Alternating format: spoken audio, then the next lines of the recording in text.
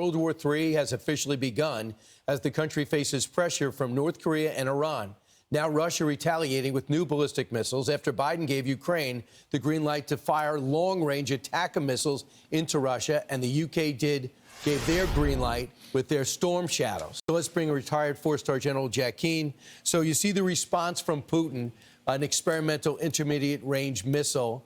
Why do you think Putin fired back like that? Well, first of all, Putin is really a master at psychological warfare, and in the Soviet Union and Russian playbooks, it always has been a major part of their conducting, kinetic warfare.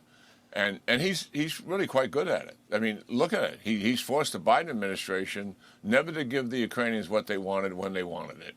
And it protracted the war. And that's what this is all about. He wants to stop the use of ATACMS into Russia because he knows full well it already has. That can have some pretty significant impact. And certainly that's where he is, and that's what he's trying to get inside of Biden's head here and the Europeans' head. I think he cares less about Zelensky because he knows that Biden controls the switch here, and that's the reality of it. So in my mind, this is an experimental missile. I doubt they have any arsenal of it because it is experimental. They don't have much of it. And he's trying to use this as much leverage as he can to change the behavior of the United States and also Zelensky. He says the missile goes 2.5 miles per second.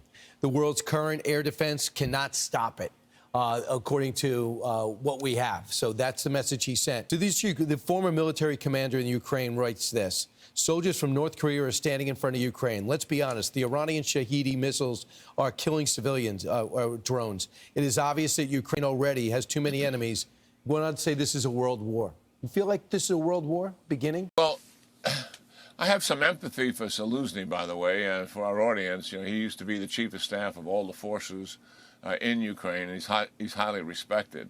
But, you're sitting where he is, you can understand his feelings about this. I mean, he's fighting Russia, and now another nation state has come into the war to assist in the overthrow of Ukraine. And to truth be known, all the escalation talk has all been about the United States giving the green light to Ukraine to use ATACMS and moving in mines. The real escalation is there's another nation fighting on the ground inside of Ukraine, inside of Russia, attempting to push the Ukrainian forces out of it.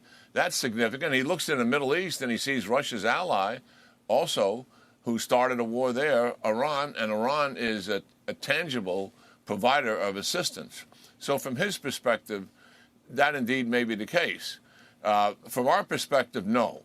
But I do believe we are in a pre-war era. I've said that many times. China, Russia, Iran, and North Korea are seriously cooperating together, and they clearly want to change the United States leadership in the world with like-minded democracies. That's why they've been so aggressive and so assertive these last three or 4 years. And German intelligence actually publicized recently. I was amazed that they put this in a public domain, and I was gratified that they do. And I suspect our intelligence agencies feel much the same, but I have no knowledge of that. The reality is they said that Russia fully intends, after the Ukraine is finished with, to expand into Europe.